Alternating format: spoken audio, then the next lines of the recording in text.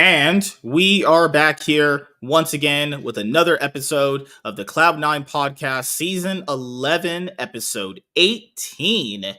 And we are going to be talking about the first week of the LEC 2024 summer split. And then we will also be doing our LCS 2024 summer split team tier list. So if you have not had a chance to subscribe to the channel, you definitely should do that, because if you are someone who is a new viewer or a returning viewer, subscribe to the channel if you have not already. Make sure to leave a like on this episode of the Cloud9 podcast if you enjoyed it, and comment down below. Also, make sure to hit that notification bell. That way you guys can get notified on whenever I upload a brand new video or go live. And yeah, we are approaching the end of season 11 very, very soon. Basically, after this Sunday coming up, we'll already be in the 20s for this season, and then we'll be on season 12 very, very soon. And as you guys know, there's been a lot that has happened recently with competitive League of Legends, but at least the LPL and the LCK remain intact, because those are their best regions by far, and it's not even close. And in this episode, going over all of the League of Legends, games and news is Mr. Blanks. What's up, man? How are you doing? I'm doing good, man. Cause I was looking at all the faker skins. I'm like, I kind of had. I didn't realize that I have like 3 T1 skins. I have a lot of them too. Yeah. I got a T1 Jin skin. I got a T1 Lee Sin skin. I was like, I don't even play Lee Sin. I was gifted that from the Prime account, and then now I just get free skins of Lee Sin. I'm like, okay. And then I just got it's a more recent one. Because I don't know what year. Because I don't know which year is each skin. Because it doesn't say for SKT. It just says SKT. I just picked up the SKT Nami skin. Oh, I like that one. Okay. Yeah, the one that I really want is the SKT one Callista skin. I'll get that when Worlds rolls around. I want to pick up the Vayne one too. I want to pick up Vayne.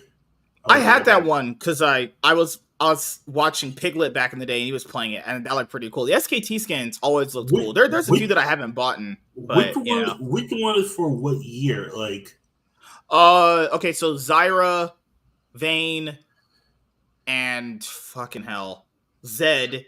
That's all from like the 2015. 2015. Yeah, I remember that. Jin, Nami, those Callista, those ones from 2015, 2016. And whatever, they haven't even revealed the newer ones yet. No. Yeah, we haven't. No. That's interesting, because I own Zed, Vayne, Jin, I don't quite a bit of them, Azir, Renekton. Yeah, I have quite a bit of them, actually. I like them. They always look the best. I have a few Samsung ones here and there, Samsung White and Samsung Galaxy. The only ones that I never gotten was like some of the IG ones, Damwon skins. Yeah. I never got any of the DRX ones, so I'll probably change that this year. I missed out on getting EDG Graves. That was actually my favorite one. That one I got for free. I remember it's a free skin. It's the EDG Graves. I was like, oh, that looks fire. I'll take it. I was like, oh shit, because I was gifted for a free one. I was gifted one of them from Damwon. I forgot which one it was. Real Nerdy Review says, if you have 1 or 2 viewers, what is it that keeps you live streaming and what motivates you? I don't. For me, it's not really about live viewer counts or anything like that. I just enjoy doing this for the most part. Yeah. Some shows you have a big turnout, and some shows you don't, and some shows do better on the replay. This show primarily doesn't really have a lot of live viewers, but it does very well on the replay, actually. So, if people could not have caught the show live, they could just watch the replay. Because, like I said before, this show kind of comes out at times that people really can't consume it live, but it doesn't matter. People just consume the VOD then, which is fine too. It still contributes to the watch hours. It's all the same shit anyway. The main thing you should do is not worry about how many people are watching. You just do whatever you're doing. Whoever is interacting with you, you just interact with them, and then eventually it's word of mouth. Like a lot of times, like when I go into someone else's chat and then we're just watching shit, and I'm just like, yo, I'm like the black man, don't go down those stairwells. I was like, oh my god, he's not, and then he dies. I'm like, why would the white girl go down the damn stairwell knowing that the guy's about to kill her? Like, come on, son. What's wrong? You watch the scary movies on Twitch. This shit's funny because it's like the person only had like six viewers, but it was funny because we all knew do not go down the stairs. And what the white bitch do? Go down the stairs. And where she at now? Dead. Like, bitch. Yeah. It's not really about the live viewer count number. It generally really isn't. I know other people put stock into it. I mean, there are streams that have 6 viewers and some could have 100. It has no real bearing on the actual quality. Plus, it takes a real long time to get people just interested in anything you're doing anyway. Keep in mind, I've had some of these shows when it was called a different name before I rebranded it to this name. There was a show me and James did when it was revealed that Reckless was going to G2, and that one like really did well. The one that with Perks C9, that one did really well. Those are probably like our highest viewed interactive streams back when I was calling it like Rift Insider or something. But, I don't really care all that much anymore. I've had streams that are on, even when I had my main channel, my biggest one, I had like 5 viewers watching a one-on-one, 4 viewers. It didn't bother me. I'm just here to talk to the person that's in here in the show with me. That's all that really matters. And if people come in and watch, that's great. If they don't, well, there's the divide. Oh, and speaking of things to watch, the NBA Finals. As you guys know, I haven't really got a chance to watch the traditional sports in a while, or as much as I used to.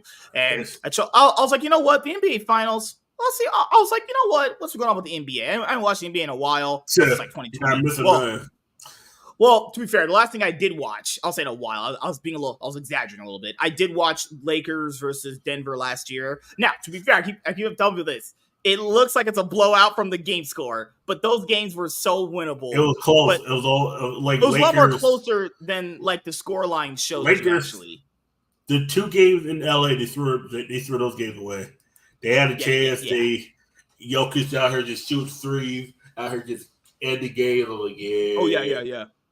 Like, I don't like to use this word a lot because it gets like really overplayed. But I would say objectively, if I want to use that in this sense, that series should have been like a 4-1. At least one game. They had a chance to win at least a game against Denver. Oh, 2. That should have been 4-2. Yeah. At least, like, no reason to get blown out like that, God fucking hell, man. You know what else happened after that? One of those games were blown out. A blowout. Like, 2 of them were like, Denver just had the ball last, and Jokic out here just making impossible shots. Like, think about one of those shots was a buzzer beater where Anthony Davis did his best defense, and Jokic just threw up a shot, and the shit just went in. You're like, fuck it. Ain't my time to win it. It's like sometimes with a month, it's like the finals for this NDIC. The guy had the Pokemon confused. If he flips heads, he gets an attack and win. If he flips tails, the opponent wins. He flips heads, gets the win. That's how sometimes it goes your way, sometimes it doesn't. That's how Denver and the Lakers were last year. They did their hardest, but Denver always had the last shot. It's like it's like football. It's like when you it's like when Buffalo Bills kept scoring and then you give Patrick Mahomes 13 seconds. This motherfucker got down the field in 13 seconds and 2 timeouts. What the fuck? 2 timeouts. 13 seconds. Got down to the 36. Kicked the field goal, went to overtime, and forever changed the history of overtime games in the postseason. I was like, this motherfucker ain't real. This shit ain't real, man. Like, yeah. So after that, I knew the finals were going on because I think you talked about it, and I was like, you know what? Let me go and watch what's in the finals. Mavericks did very well. The Celtics, look at their regular season record; they were by far and away the best team in the East. They're the best team. They were 7 games ahead of the next team with the best record overall.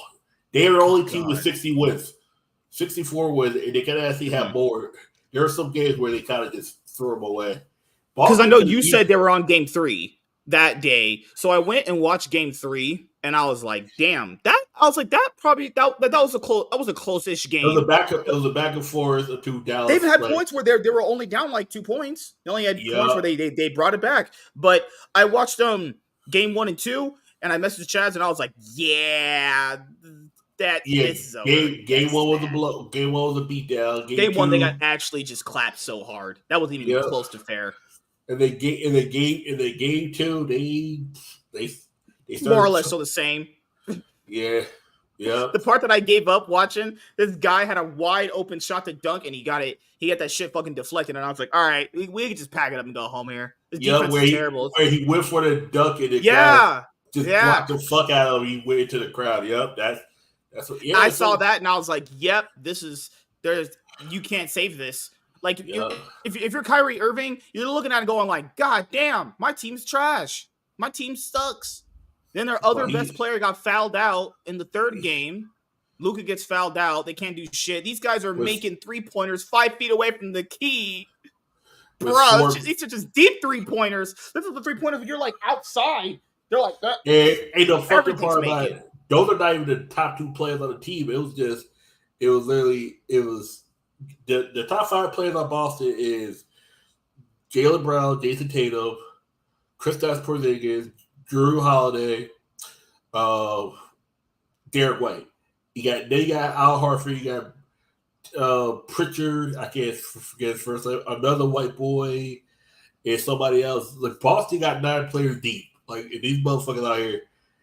Like game one had 6 people in double digits, 2 in 20 points, and 4 over 15 points. Dallas only has 2 players that can score over 25. They got a lot of defensive players, but offensively, when they shit go cold, it's a wrap. Like Dallas, tomorrow's game 4. Does Dallas survive, or does Boston claim their 18th title in Dallas? And there gonna be another tragedy in Dallas? Ain't that a bitch?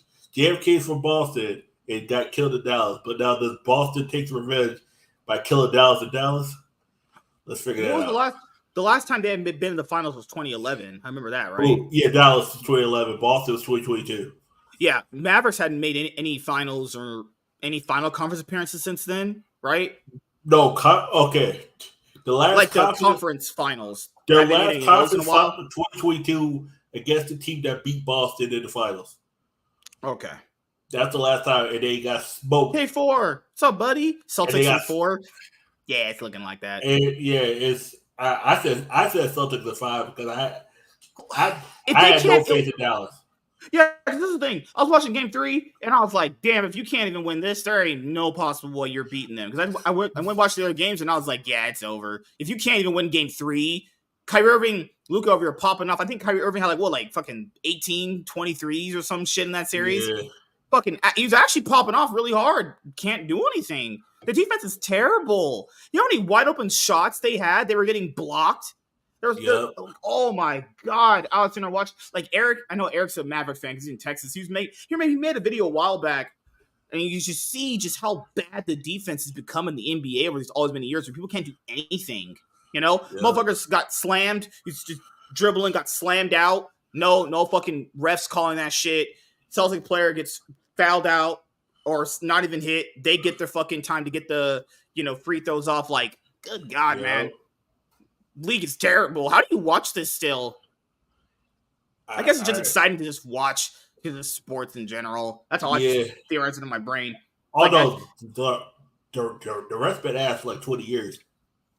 The issue is a lot of these players do movements where a lot of these players, and Luka's guilty of this too, they foul bait where they try to push into the player to get. Yeah, I saw that. Yeah. Mm-hmm. And that's why when the shit goes against you, he pushed you into you, but you was in a restricted zone where it was some bullshit where Dev's gonna call it and he yelled at his bench, you better challenge him, nigga, you still gonna get fouled out. It's you got 5 fouls. They on your ass.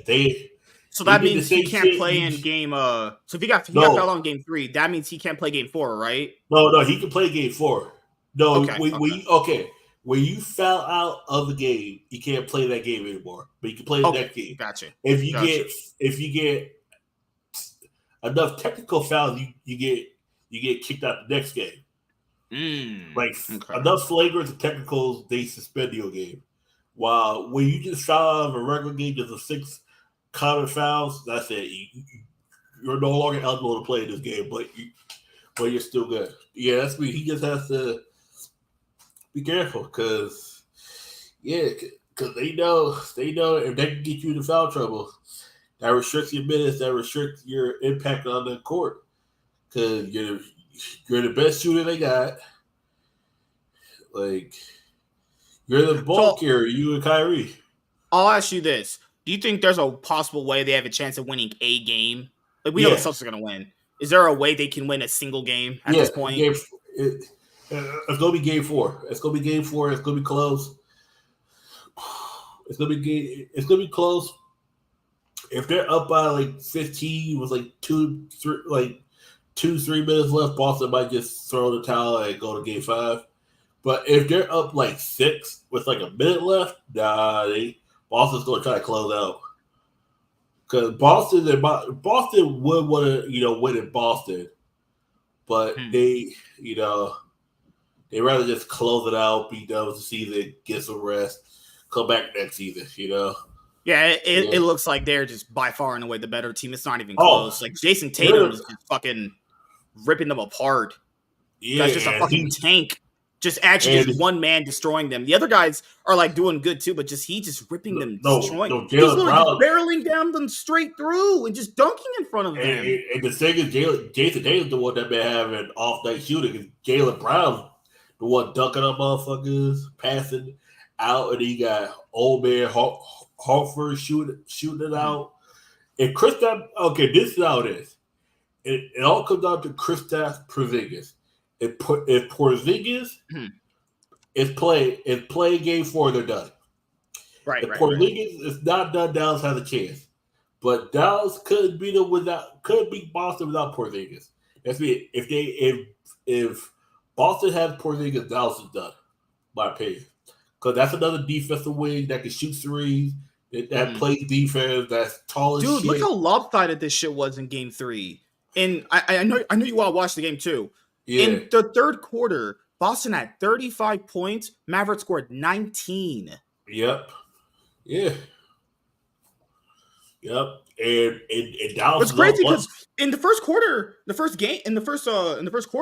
was like a 1-game lead. Well, actually, yeah. They made the first quarter. You're like, okay, Dallas they can bring it back. Home court advantage. You're like, okay, they're actually pulling it together. Second quarter is tied. You're like, Yep. And then the third quarter, Jason Tatum just beat the shit out of them. That is actually just. I remember game 2, this man just dribbled right through them and dunked it. I was like, man, that is the most pull your dick shit out ever. He just didn't care that they existed. He just went through them. Like, what kind of defense is that? Can you do anything against that? Luka doesn't play defense. Kyrie never been a good defensive player. Kyrie plays defense. He's just not good at it. There's a difference. Or maybe that doesn't want to get hurt. I'll tell you this. Yeah, that too. But I'll tell you this. Houston Rockets 2018. Chris Paul's not the best defensively, but he plays defense. You can tell because he tries to go for the ball. James Harden doesn't play defense. That's the difference. Go back and look at 2018, 2017, 2018 Houston Rockets. That's the prime example of two backcourt players. Holiday was having a good series too. Ru Holiday was in game 3. Oh, he's disgusting. Yeah, he was. And because how can you win? Like, either Jason Tatum hits in front of your face, throws it down. Jaylen Brown, defense, and these guys are just destroying them. I don't even know what you do anymore at this point. Like, Mark Cuban needs to get on fucking stage. Here, Jason, take the trophy, and then shove it right in my ass. And this guy's on fucking Twitter being like, oh, we should hire minorities to play in the NBA. It's like, bro, everyone good on your team is black and tall. It's like, we had to hire a short Asian that's 5'1" to dunk. Get the fuck out of here. On Shark Tank, if you watch that guy ever on Shark Tank before he left, he sounded like a pretty smart guy. That guy, anything outside of anything business to make money, is an actual just social retard. Yeah, I could have told you that. Oh, good Lord. He's like, I'm not a bigot.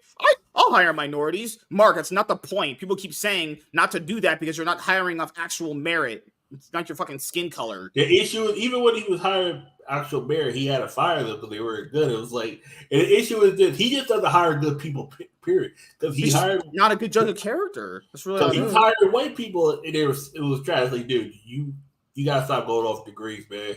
Think about it. EG hired Nicole, who had a degree, doesn't mean hire somebody off a degree doesn't mean shit. Like, yeah. A degree just means you have the discipline and just completed the whatever it was. That's the program. That's it. Yeah, it was like you hire off by.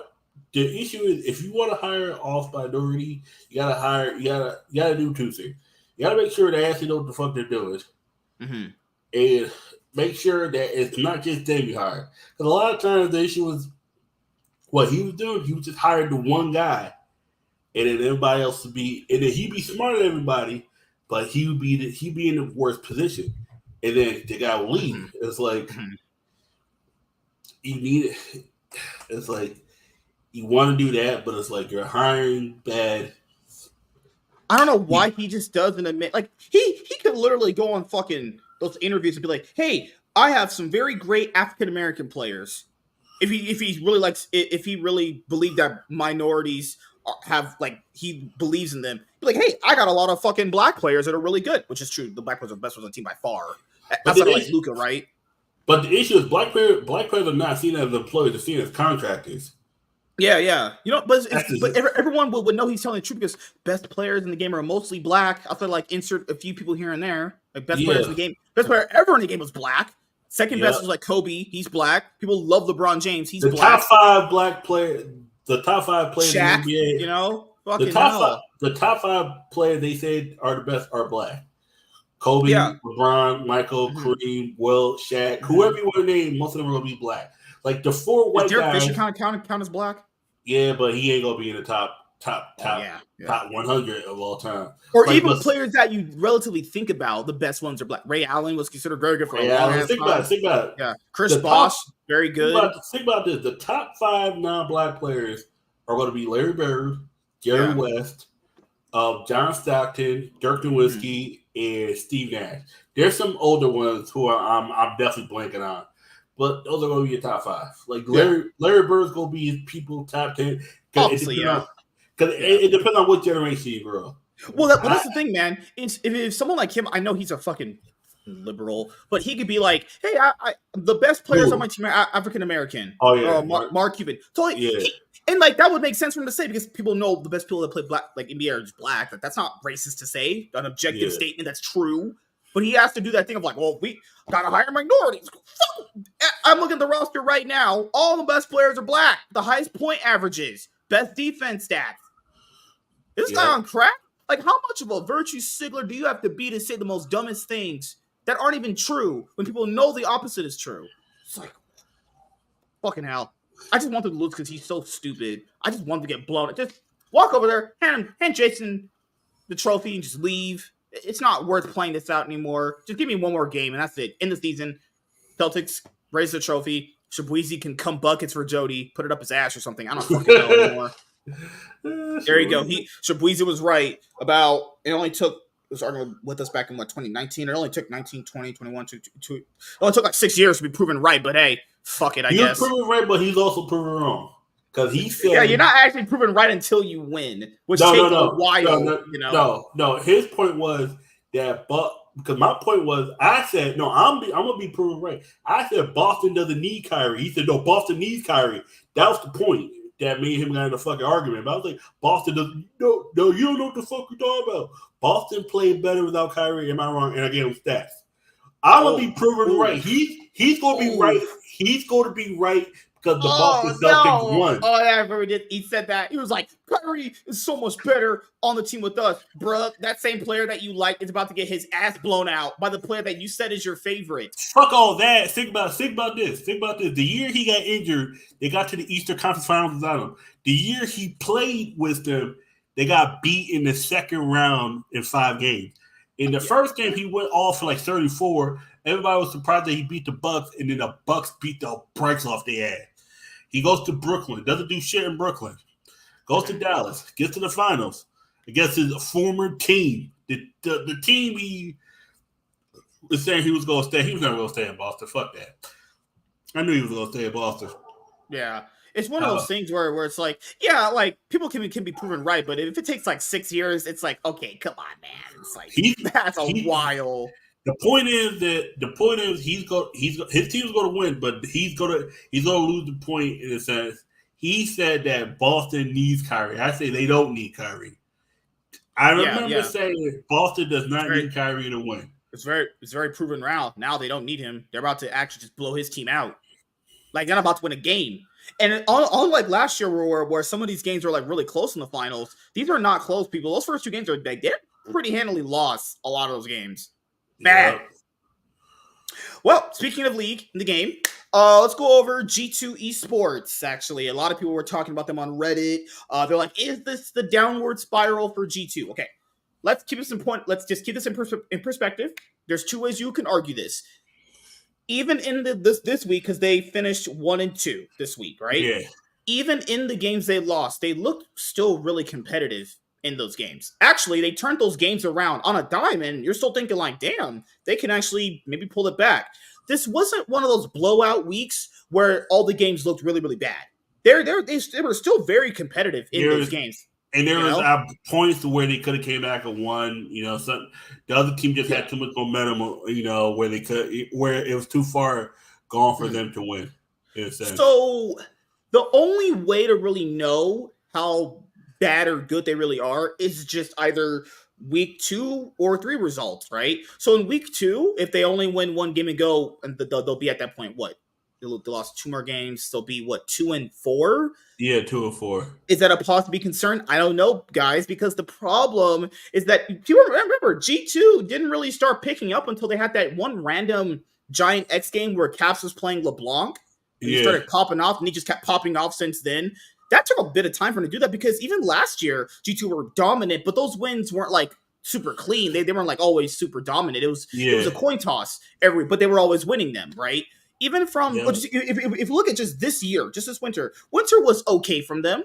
Spring it got way better, but it was mostly just Caps doing a lot. Broken Blade started picking it up. Yikes started picking it up. Just mostly those 3 picking it up. Mickey X and Hansama had they mostly shine at MSI. Domestically, they've been okay. Yeah, okay. Above average, and I'd argue they're the reason why they haven't won some of these games this past week. I mean, they were getting out 2v2'd by a lot of these bot lanes here. I mean, Mickey X was dying in situations that he knew he shouldn't be dying in on Taric in game 1 for Mad Lions, actually, you know. So I want to see this second week come up. Because Roman, their team manager, posted that some of the scrims they weren't winning, even though before he bragged that they would win all the scrims, right? This also happens in traditional sports too. At the point when a team keeps winning, at some point you will not be winning. It's just how it is. But understand, we're only just going to be in the second week of summer, okay? Like, this is not the end of the split. This is not playoffs. These are random best of ones,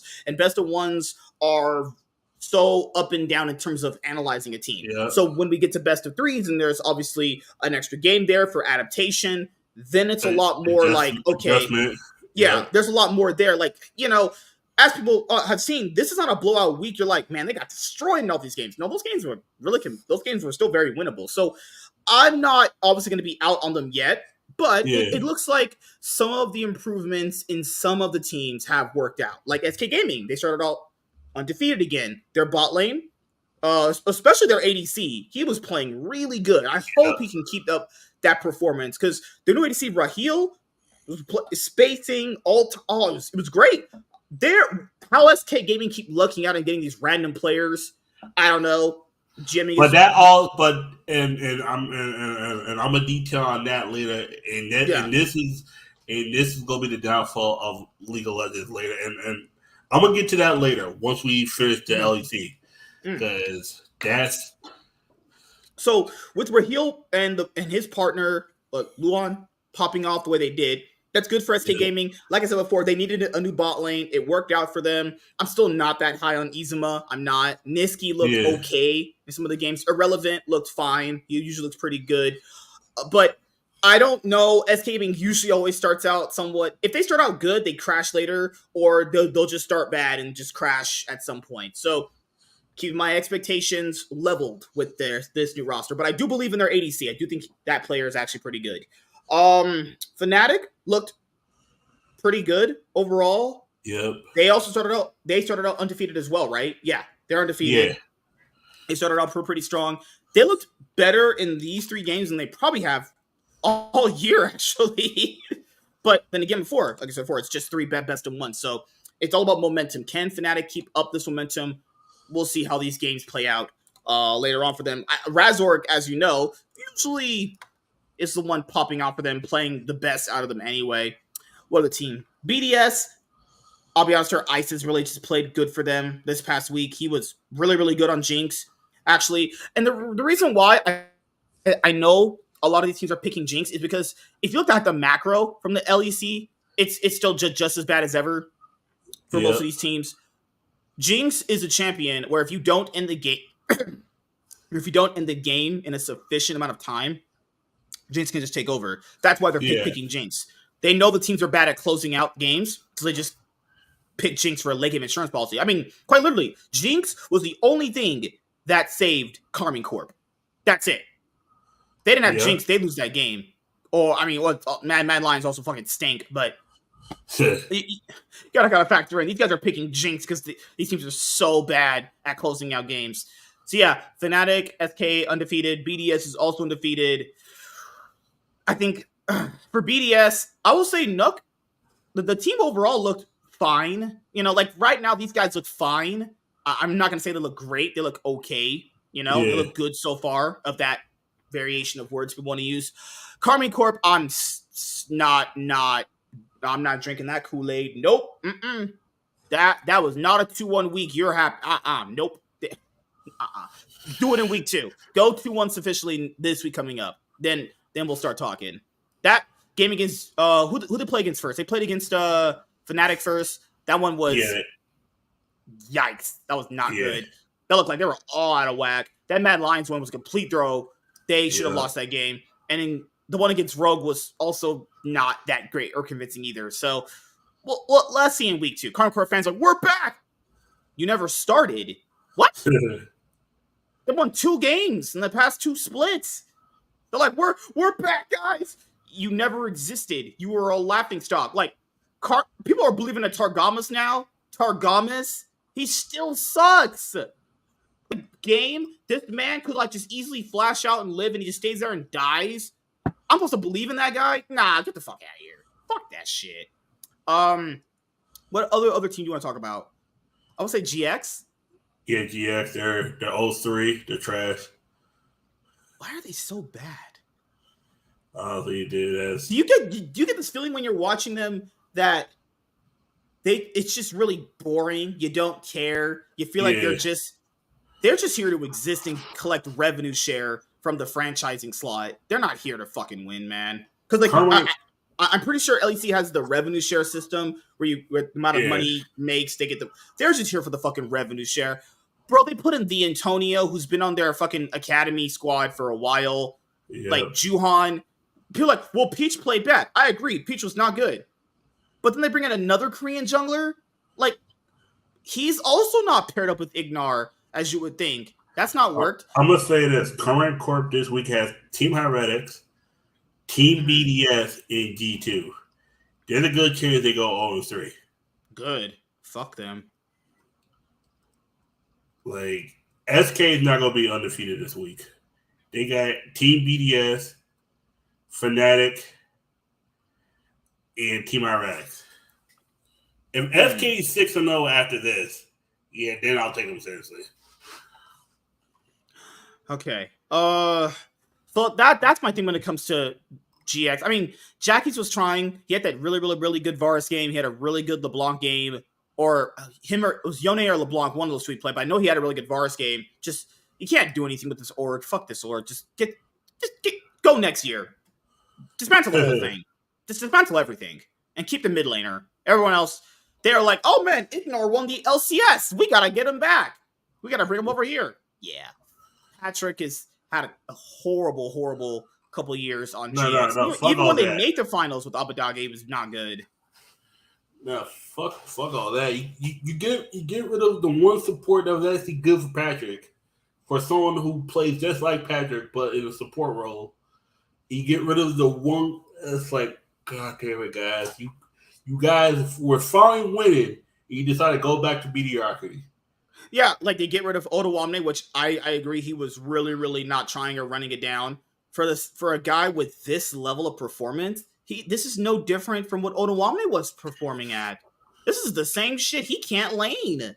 He can't team fight. But granted, this is his first time ever on stage, so I'll let it play out for a couple more weeks. But if that's what you were expecting from that guy, that's not even an upgrade. That's just like, oh, we'll just swap him out because it's just a different name. It's like you're not getting anything different. Unless Ottawamne was just way too harsh of a personality to work with, then I guess they swapped out Juon for another Wang Ching Chong, only to be getting this level of egg roll performance. It's like, bro, this shit is trash. And you know what's even worse than GX people? At least GX had a game where they were somewhat competitive. Vitality just stunk the entire time. Do you remember in the offseason, Carmine Corp fans were sending like death threats because Linkus didn't want to play with Carmine Corp. He wanted to go to Vitality. That's the guy we're fighting over. We're fighting over him. That man flashed into an Ash arrow he could have just never got hit by. Now, obviously, just like with the Antonio, this is his first time on stage. I'll let it play out for a little bit longer. But goddamn, it looked like he was really nervous on stage. Photon, man, he is so jailed. I just couldn't imagine he's so done with this team. Yeah, Hillething is just not a human being. That's an alien from fucking another planet. That guy's engages are just beyond criminal.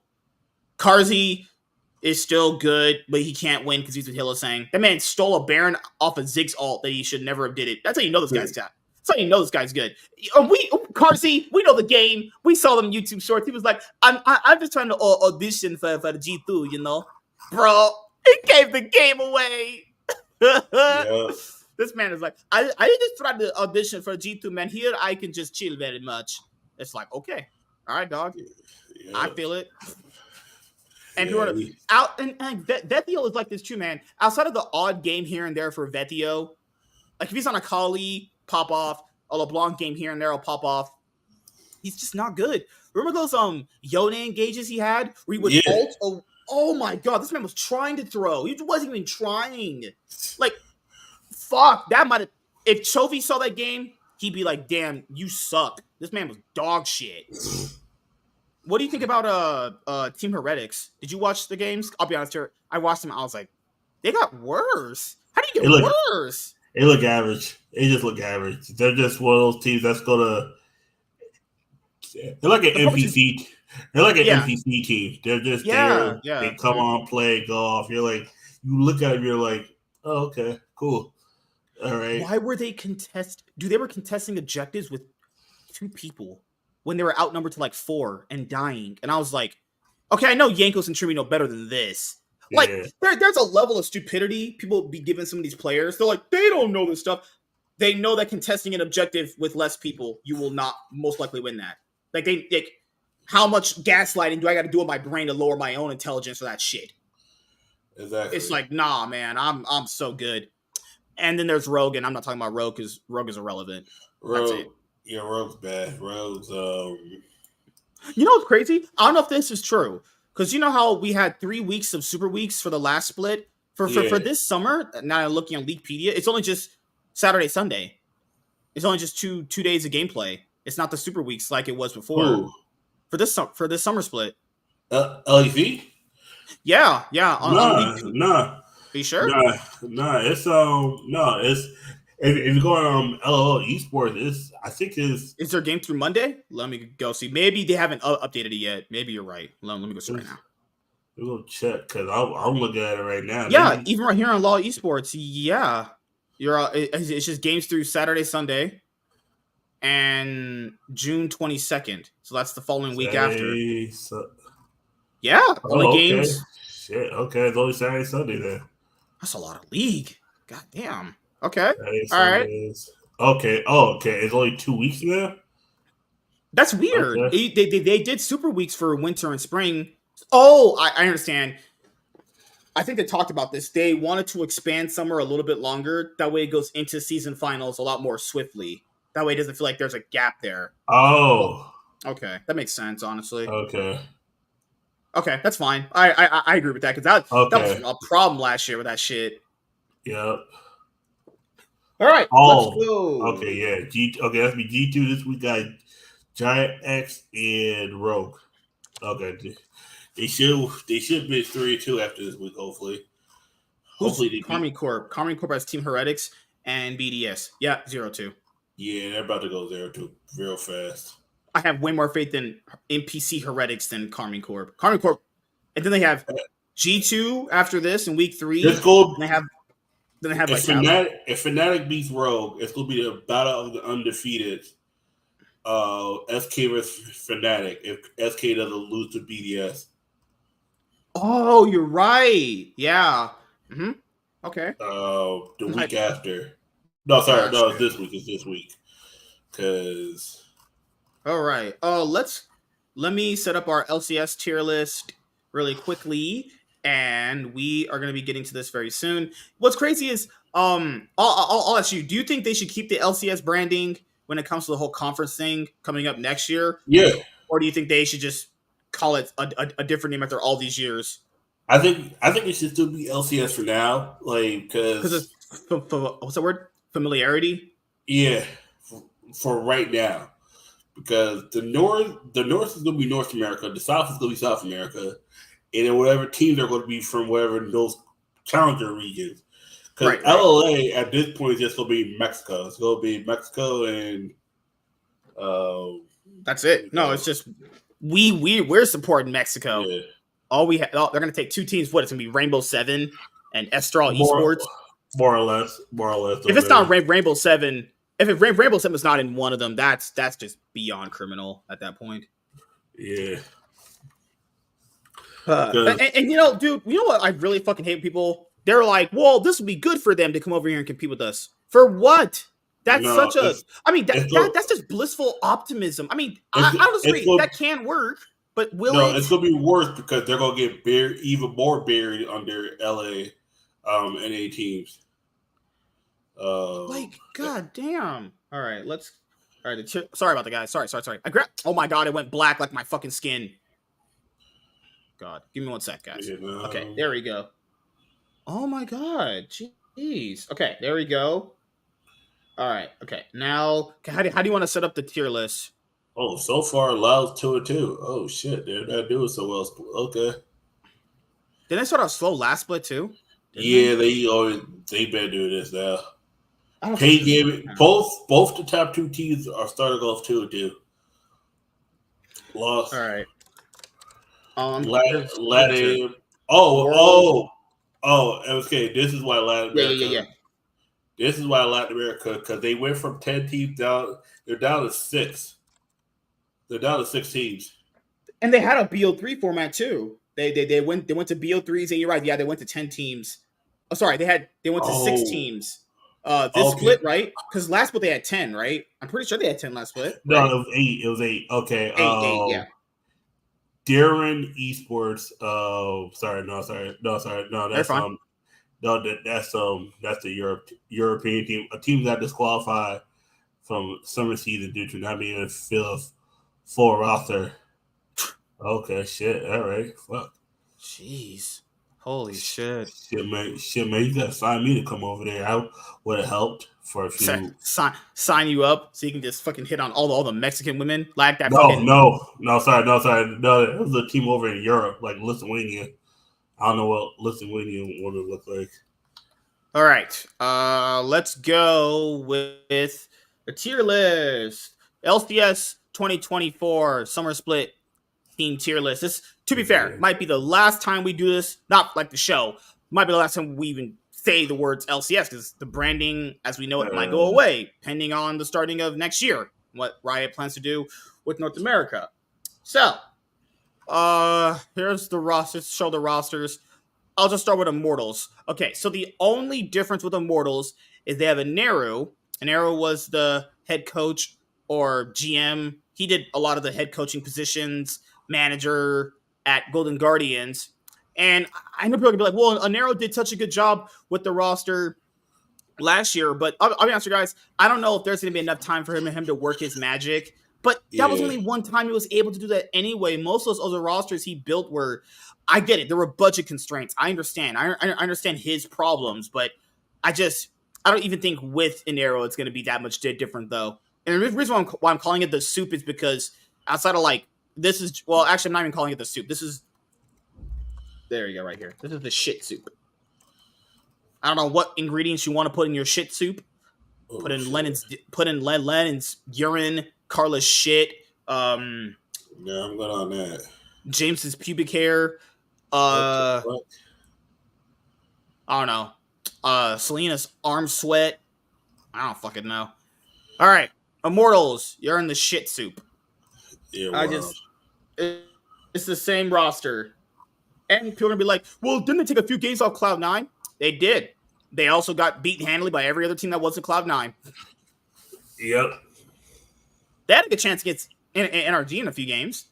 That second one where Farmals Alton ground. Yeah, that was the worst game I saw this year. Yeah, by far the worst. He altered the ground. I don't know what the fuck he was trying to do. I was like, was he trying to dodge something? And I looked at it, and then we both looked back at it, and I was like, oh, no, he just sucks. Okay. Also, the same game, they let a Poppy just walk in and steal a Baron and then didn't kill her. I'm like, God damn, this team is trash. And I get people like, well, it's just one game. That's just one game of mistakes that they made in a series of other mistakes from plenty of other games that resulted in them also finishing, oh, I don't know, guys. What, like last again? Didn't they finish like 7th last split? They finished like bottom of the league in like the last like 5 splits, actually. Where did they finish in spring? In spring, they got last again. And now they're going to play best of threes. Now, to be fair, they might be a better best of 3 team. But I got to see that first. They do not get benefit of the doubt here. I need to see this shit now. I need to see the results. Give me that. All right. Let's go with... Let's do Shopify Rebellion. That's the same. So the only swap they have is just Tomio. I don't have Boogie. Yep. Boogie is going to be their positional coach. I'll be honest, their Boogie wasn't that good. We saw him a full year on TSM. We saw him in spring. Meh, honestly. Fake God, it's just not it. Insanity was so bad that he was on random shit to win. That didn't work. Went back to the meta stuff. Still looked bad on it. Best player is obviously B-Voy, but he's playing with Zazel, so he's definitely handicapped and limited in those capabilities as well. They're also going in the shit soup. Seem good? Right there? Yep. All right, next team. Let's just get all these bad ones out. Usually I would say Dignitas. That's a coin toss there, too. NRG came in with 4/5 of the roster that they had won LCS with. And they got one worse. change in Huhi, and they looked bad. They looked bad. They got beaten by 100 Thieves. Not even that. Who in the world would have said Ignar was better? It's better than Huhi. In what world anybody had that? Ignar was the reason. Just picture that. Ignar was the reason why they won. Just think about it. Fucking hell, man! Like, oh no, Licorice talked about who he didn't go fully in depth when Thorne asked him this. He said that who he wasn't like the nicest teammate. I don't even know what that means. He didn't really go fully in depth with that, but maybe there was some maybe with who there's an issue with like how he communicates with like team or whatever. I don't know, but but that has some merit because they did look way worse with who honestly, like just Obviously not all his fault, but just the gameplay just dropped off a cliff, actually. I don't know if they're getting to Worlds, guys. I honestly highly doubt it, if I'm being honest here. I think they'll do a little bit better this split than last split, but I don't have that much hope for them, honestly. All right, next team. Let's do Team Liquid. Team Liquid, who won the LCS 2024 spring split. You think Team Liquid's going to be one of the Worlds teams? Yes. Yeah, I think they'll be one of the Worlds teams. I don't know which one, but they'll be one of the Worlds teams. People are going to be like, are these standings for like the regular season or the ending of it? It doesn't matter, guys. It's NA. I don't care, honestly. Toss a coin. See how that works. I honestly don't give a shit, honestly. Yeah, Team Liquid, I don't know how they're going to perform in the regular season, how much stock they're going to put into that. I think they're going to perform the same, and then they're going to ramp up in the playoffs while other teams get shit. Like, FlyQuest fell off a fucking cliff. 100 Seas are finally getting in the groove, but you can tell that they had rookies on their team. Yeah. Cloud9 was a fucking mess. Oh, yeah. Jesus, yeah. Shit. I'm not sure about Dignitas. Like, that's a whole mess of itself. Mm-hmm. NRG looks like it should be good, or they might have just over-peaked last year. They might have over-fucking achieved it. Ignar might have been the glue that kept the team together. Glue? In the world, hey, man. They got rid of one piece, and they got worse. I'm just saying. Ignar is better than Hui. Think about it. No Ignar, no championship. Oh my god, you sound like a Redditor. Holy shit. Hey man, hey, that's where I got it from. No Ignar, no titles. That's what they said in the NRG Reddit. It was like, Ignar, we should have kept Ignar. Ignar was the reason why we won. I was like, that plus Dokla not play like a fucking crackhead, but we're not gonna talk about that. Like, Dokla played like he was like dying. Might have been dying too. Shit, fuck that. But yeah, Team Liquid is going. I think they're going to be top 3. I don't think they're going to win the split because if they do, we got to hear more shit talk from APA. Fuck man. Yeah, I mean, they got people out there trying to say APA is the best mid laner. Suck a dick, niggas.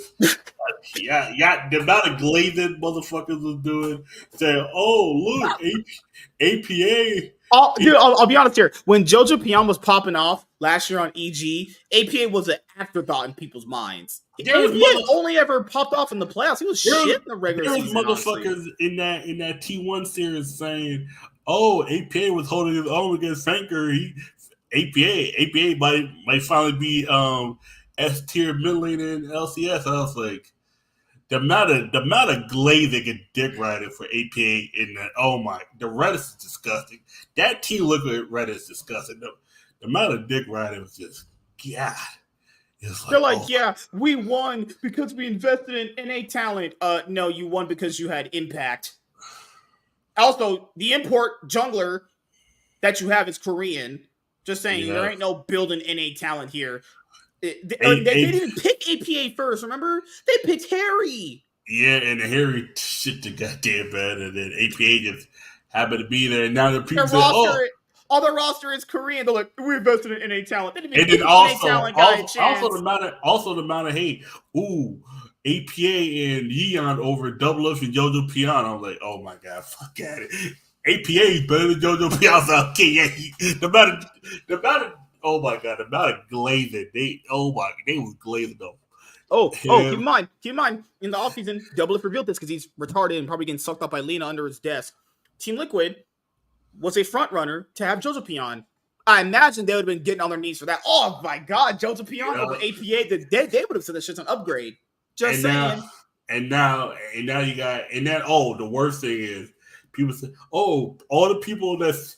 And then they got that whole meme since like all the people that said Core JJ was washed, you owe an apology. I was like, he is washed. I was like, no, what? Because like, I was like, it's that meme where they put you on a picture. It's like Here's the application for the apology for Core JJ. What, like, I was like, oh my god, the amount of glaze that Team Liquid got last year, because they was all the people that said Core JJ was washed. You don't watch Team Liquid games. I was like, yes we do. Yes, we do. Fuck you, the only other org that has the legacy in the league now, along with like I guess Cloud9. You know, because that's the thing. It's like, do people think APA can have, or sorry, APA and Yon can have that level of a performance? Because it took Yon a little bit of time to get that performance up, and he only showed it in playoffs, and he showed it a little bit at MSI. No, everyone, this is just LCS. It's not going to be at the same level of competition, so it's much more easier for that to come back. I don't know if they're going to have that level of a performance here again. Yeah.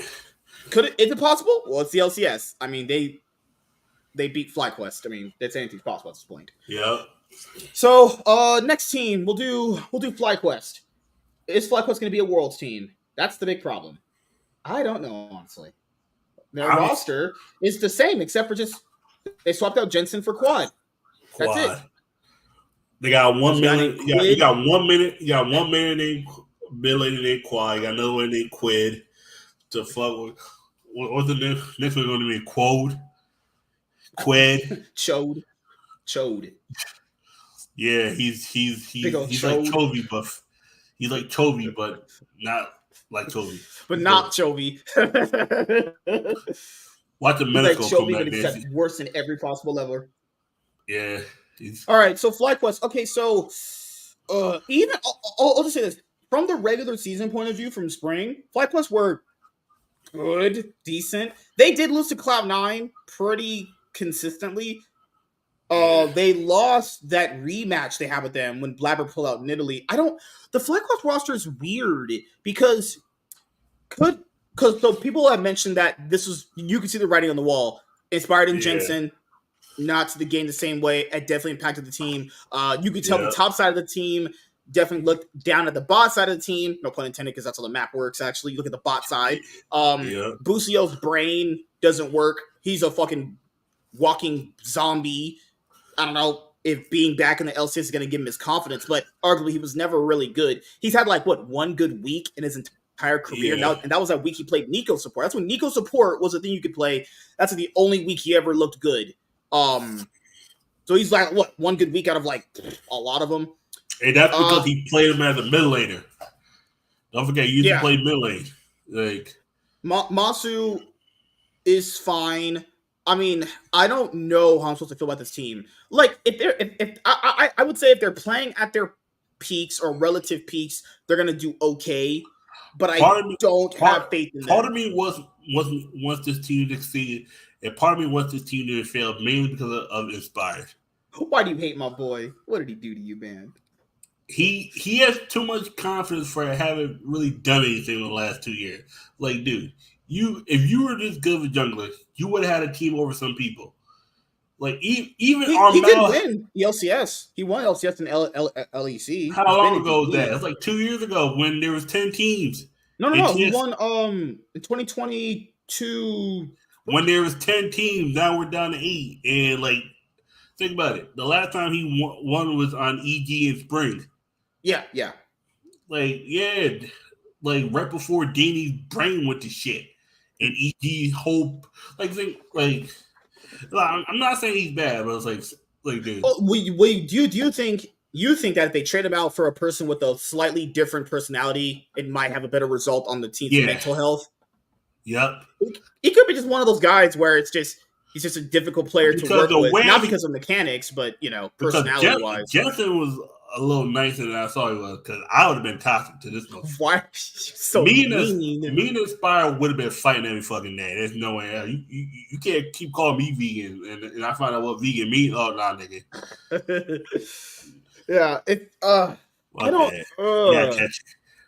Because in the LCS, he performs very good. He does. It's just off that alone, they're gonna win games. But congratulations, understand it's gonna be best of 3s this time around. So that's even harder. Are gonna be a world team? I'm gonna say that they're gonna be the one of the teams fighting for that third spot. Okay. Let's go right here. They're probably going to compete with NRG potentially. Yeah. All right, we'll do 100 Thieves. Thieves. 100 Thieves. The roster's the same. Yeah. Second, they achieved second in the regular season. They did take out NRG, and it went to 5 games, but honestly looked like if a few drafting mistakes cleared up, that is just a clean 3-0, honestly. Oh, no, a few drafting mistakes in one team fight could have easily at least been 3-1. It shouldn't have went to 5. Yeah, never needed to. Golden Glue was not respecting Smolder when he was that OP. Yeah, I was like, okay. I don't know if they're gonna perform as well this time around. I don't know. Like I'm Golden Glue, no. He's their head coach. You sure? No. Yeah, he's their head coach. Did Golden Glue go to FlyQuest? Did he? I don't know, honestly. Golden Glue. Let's see. No, he's still the head coach. Oh, Grayson. Wait a second. Okay, who's the coach from FlyQuest? That was. Who am I getting confused as a coach? Oh no, you're thinking about Nuke Duck. Nuke Duck. Okay, that's who the fuck. I was like, was it? Okay, it was Nuke Duck. That's who the fuck. I was like, was it? Okay, Nuke Duck. Okay, that makes more sense. Yeah, I would say. I don't know. I'm gonna say they will be fighting with FlyQuest. Yeah, I don't think FlyQuest is gonna make Worlds. I think. You don't think so? This is what I think is gonna happen. Mm-hmm. Team Liquid and Cloud9 are going to be the 2 teams. They're 2 definitive teams that should make Worlds. To me, it comes down like IMT and Shopify Rebellion. They're automatically out, in my opinion. Shopify is going to be a team that's going to spore one of the lower teams. They're going to fuck up somebody. Shopify is going to happens. Yeah. And it's probably going to be NRG. It might even be FlyQuest. Okay, so for me, when it comes to Dig, I really don't know if this roster is going to perform as well as people think it might. I honestly don't know. There's a lot of pieces that I don't know if they really complement each other. I think if it all works out together, then I think potentially you could get second or win the LCS. I wouldn't be surprised if they did win. I just don't know. That's how I feel about FlyQuest. I think FlyQuest can. I think FlyQuest and Dig are on the flip a coin, and let's see who. Because Dig has Licorice, Speaker, Jensen, Zen, and Isles. Okay, now you got to flip a coin. It's like, all right, who do you think on paper works better, FlyQuest or Dignitas? But that also begs the case too. FlyQuest is only swapping out one player. They're keeping most of their roster. Dig's swapping out what? All their 4 players, essentially. Yeah, that's a. But also think about this. You got Jensen that wants to knock out. Jensen, in a sense, got revenge against half these fucking teams. Like, yeah, he has to go. Keep in mind that he's gotta want to come in and get some revenge on FlyQuest. They sent his ass back to Dignitas. Man just left that org. Yeah, FlyQuest. Jensen kind of wants to be FlyQuest. He kind of wants to be Cloud9 too after 2023. 2023, helping them get the Worlds.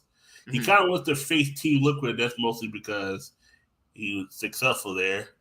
Like, I don't know how strong Licorice is going to be coming back in. I know he could be the best top laner, but I don't know how he's going to come out to start. Then he hasn't played ADC competitively in a while. It's been a hot minute. As well as speakers. Yeah. Dignitas is, okay, we haven't played in a while, but do we still have skill? FlyQuest is we still have skill, but the last time you saw us, we was getting our asses handed to us by fucking PSG, nigga. PSG. PS fucking G. Motherfuckers from what? Taiwan, China, but not really China. Whatever the fuck.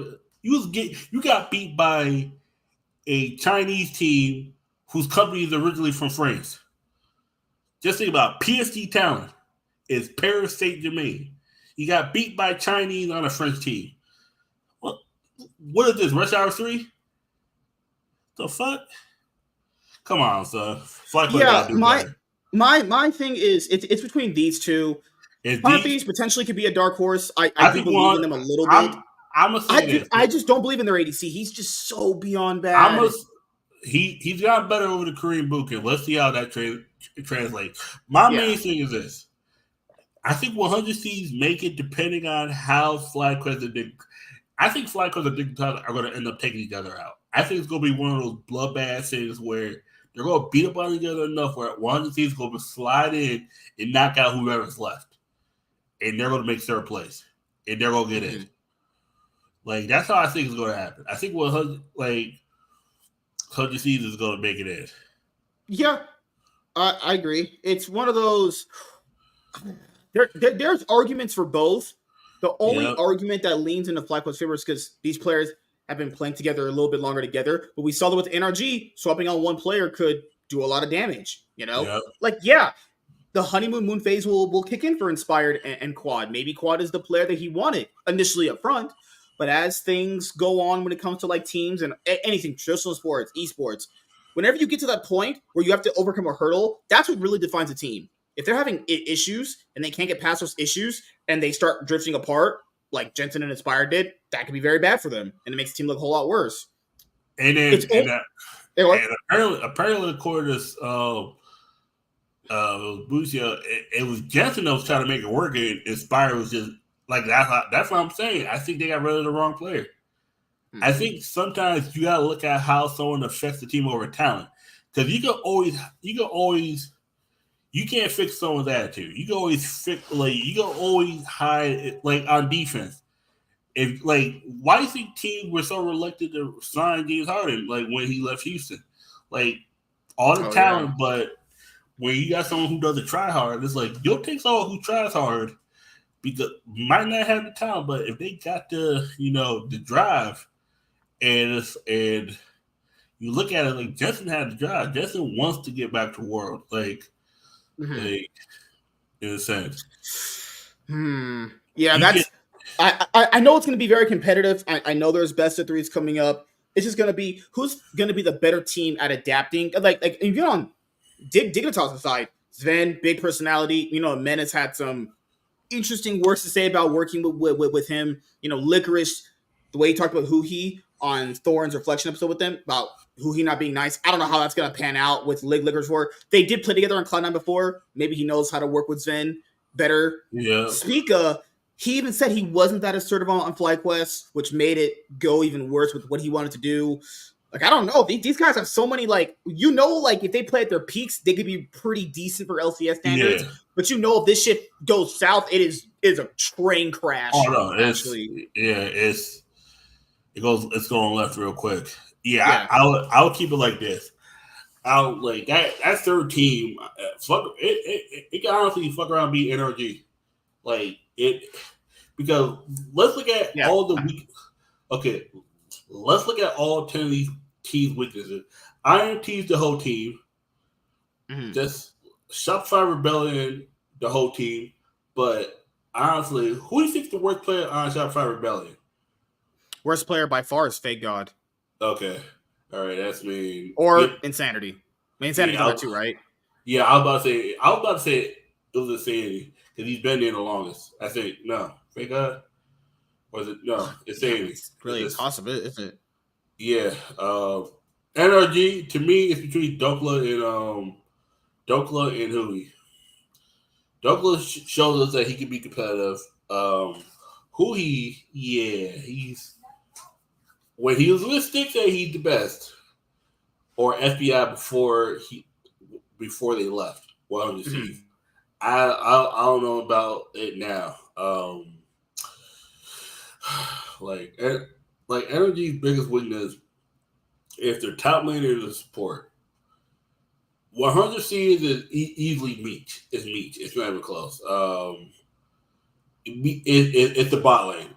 Because at times Ayla does some shit to her. I'm like, what the fuck are you doing? Yeah, that guy is. Why are you going for the jungle by yourself? Like, really, and you're not putting down no word? Oh, she's got you. Fuck. Who's next?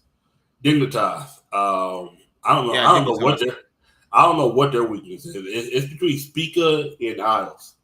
Matter of fact, the whole team could be a whole weakness, and they don't even know it.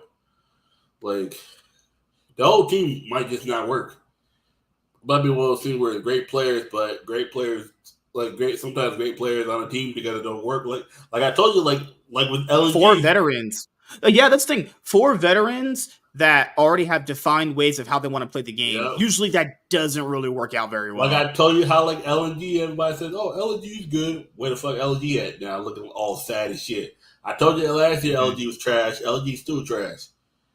Like I can break down a team's video and then be like, their games be like, yeah, no, this team overachieved. Like I knew LNG overachieved last year. That's why this year you get rid of some players, you get some new players, and you're still trash out here throwing a goddamn 10,000.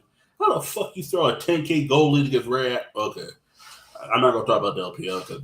Oh no, did you watch their series against Top Esports? They got pretty. Oh no, that was straight murder. That wasn't even a fucking game. If people are thinking that's the same LNG from last year, the one that made the finals run in summer, nah, the top esports are like, no, I'm daddy, and you were a bitch.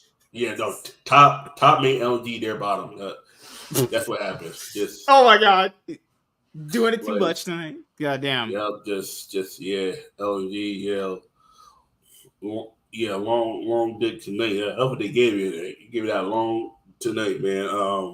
Well, FlyQuest, their weakness is the bot lane too. A lot of these teams' weakness is the bot lane or one of the people in the bot lane. I just realized that.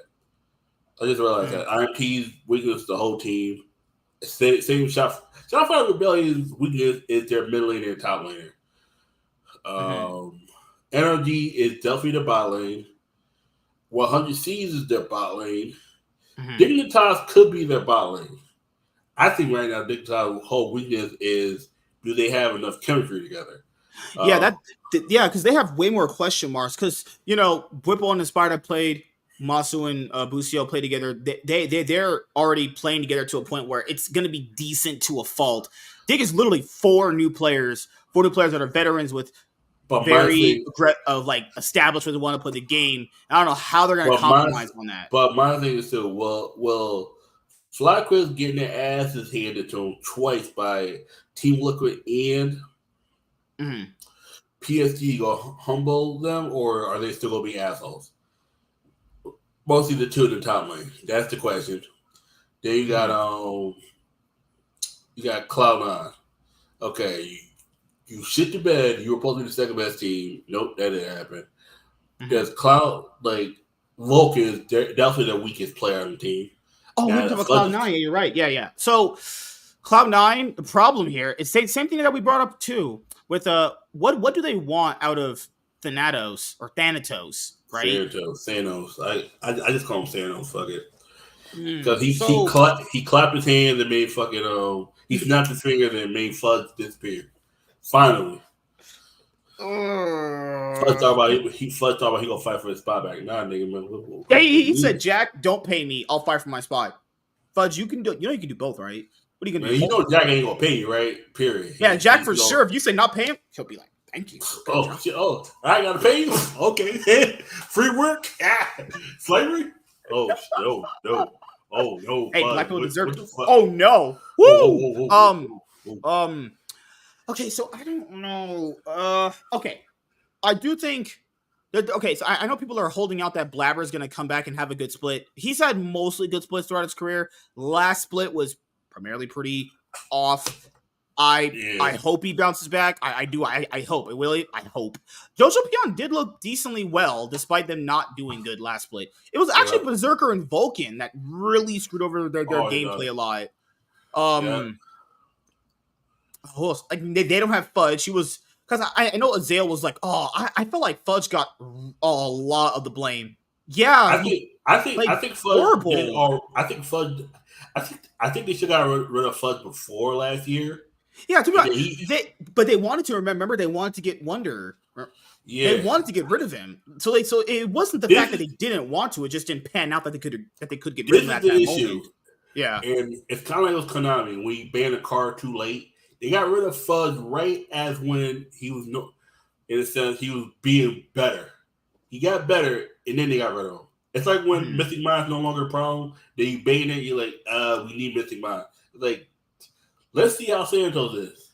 They might actually consider Fudge. Like, it's one of those things where it's like, Fudge might have been actually improving, but this team's comp doesn't work well.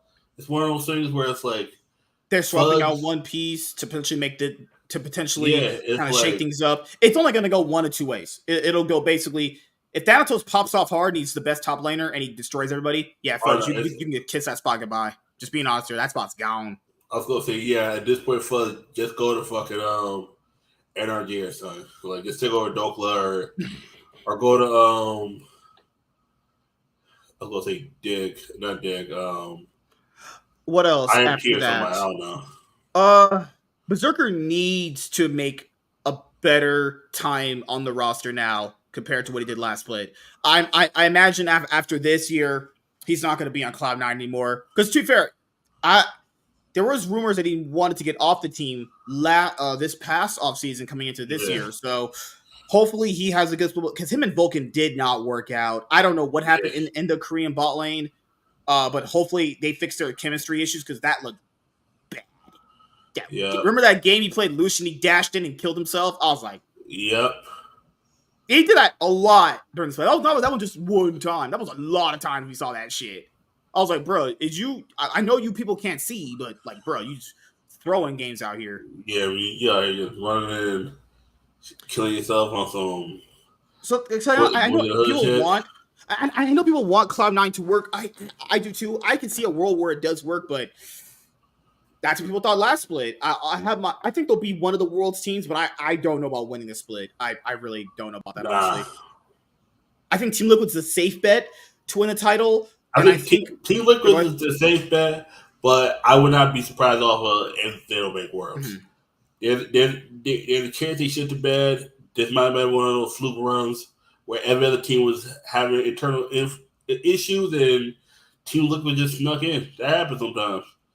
Like, you know, in my opinion, like, that happens a lot of times. Like, yeah. No, I agree. It's one of those things where the LCS is so up and down. I really honestly don't know if Team Liquid's going to be one of those teams where I feel like even if Team Liquid win this next split, how competitive was the LCS? You know, because honestly, my question is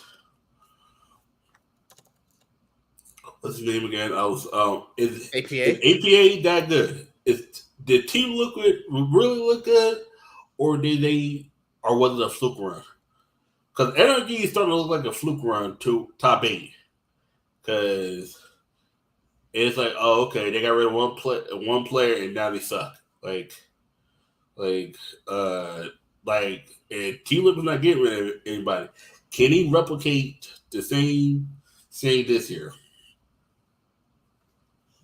Can he dominate, or are they going to have trouble coming out of the gate?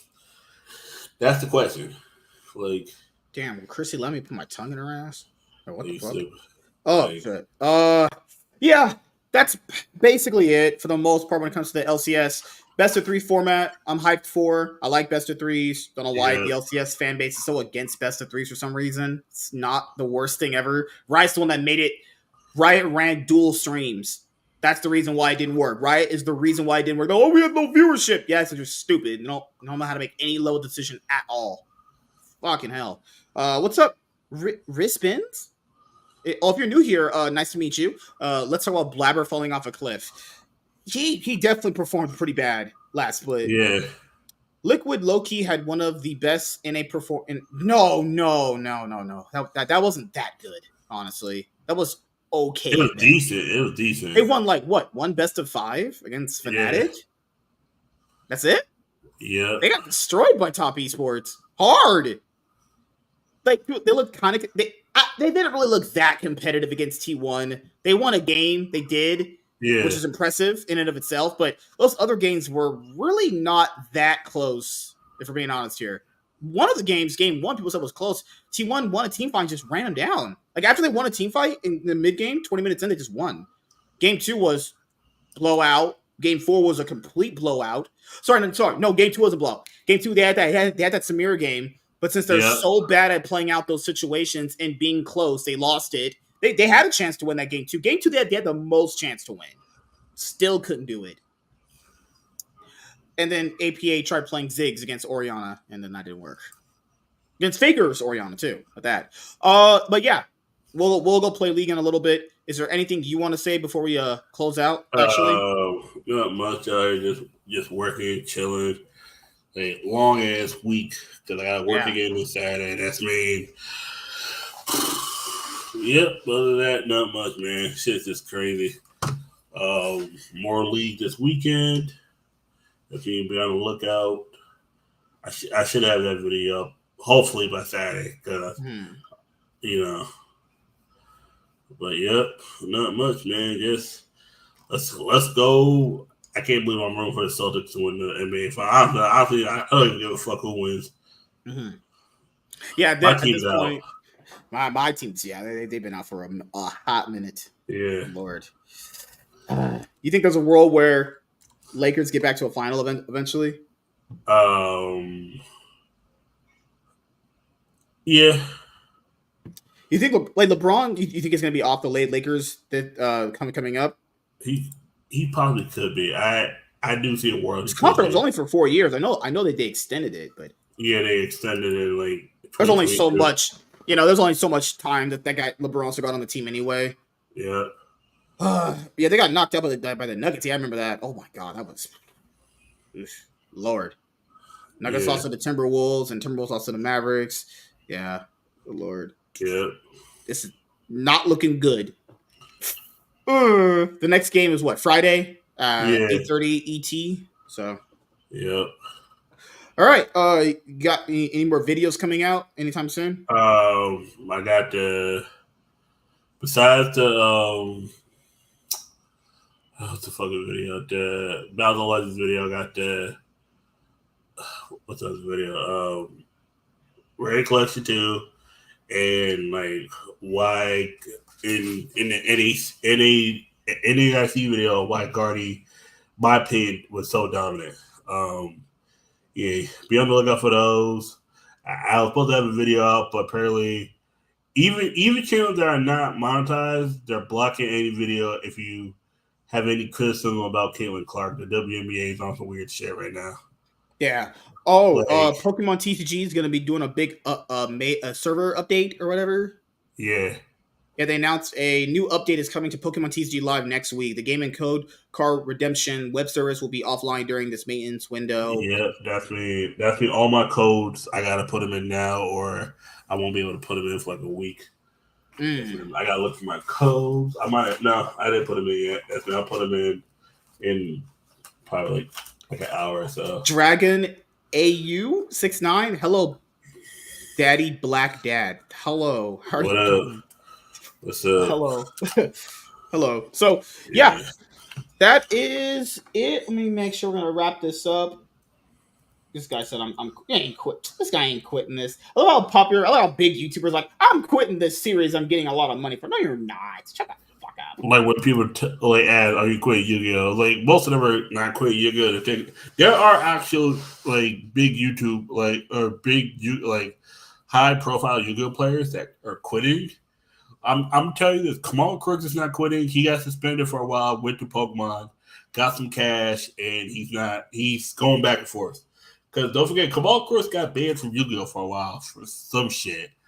Andre Torres got banned for a whole year. A year and like 3 months. Think about it. If you get banned from YuGiOh and you still love card games, what card game are you going to go to? You're going to Pokemon because Pokemon pays cash if you get top 32. Or top 64 at an NAIC. You can get top 60, top 64 at an NAIC and get $2,000.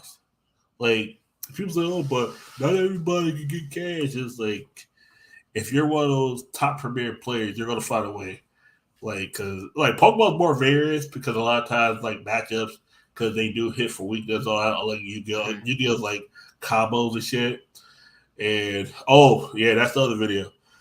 Why YuGiOh doesn't need cash prizing, and I don't think they need cash prizing. And 2 card games let us know why cash prizing is not necessary. Want it? Yes, not necessary. Yep, I got that video. I got 3 big videos or 4, but the NAIC video is gonna come out a little later. All right. Yep. So as we wrap this episode up for the Cloud9 podcast, thank you to every single person to, help me get into all these girls' butts. Nah, I'm just kidding, everybody.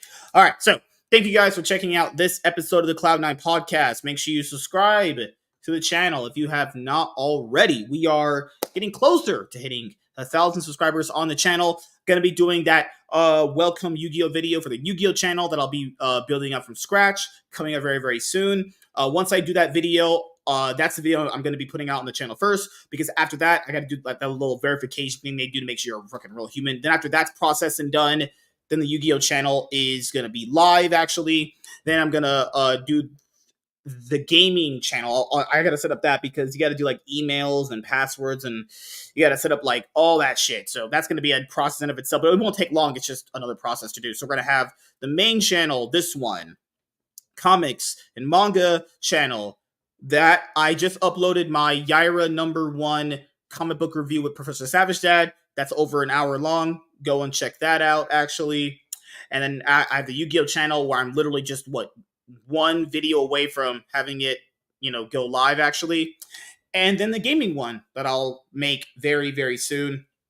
Cloud9 podcast VODs will be on Rumble. If you aren't able to, if you don't want to watch on YouTube, that's fine, actually. I'll just have them over there. It's another safe place to have them, just in case anything happens. I'll have the VODs. And after that, the newest episodes of the Iron Man podcast and the Cloud9 podcast will be uploaded to the podcasting platforms. Our biggest platform right now is still currently Spotify. So if you are still watching the podcast, I know I've been a little bit slow on getting the episodes up, but I am trying hard to get them up because we are going to be hitting 500 episodes very, very soon. I actually ran the numbers. If we do that show that we're going to be doing on Sunday, we're talking about what you want to talk about. We should have the 500 episode special on Wednesday coming up. So the Iron Man podcast will debut on YouTube, this channel, episode 500, coming up this Wednesday. So I got to pick out a time that's good enough for everyone to kind of come on. It'll say like featuring multiple guests. So we're going to have quite a bit of people coming on, not like a lot at one time, depending on who will come out and who will drop off, or maybe we'll have just the same people you're already used to talking to, or you recognize, or you like their takes. So we'll have that for you guys. I got some other content I'm done with. I just got to edit it and put it out. I know you guys liked my recent Eric July video. Thank you. You guys want to hear my opinions about that stuff. So that's just what I'm giving you. But keep in mind, I did say that that's not the main content we put out here. That's just because you guys want to hear my opinions about that shit. So I just put it out for you guys. That's pretty much it. The next episode of the Cloud9 podcast will be on this Sunday, 5:30 p.m. PST. And I'm MSK, aka Master Swag King, and we're signing out, guys.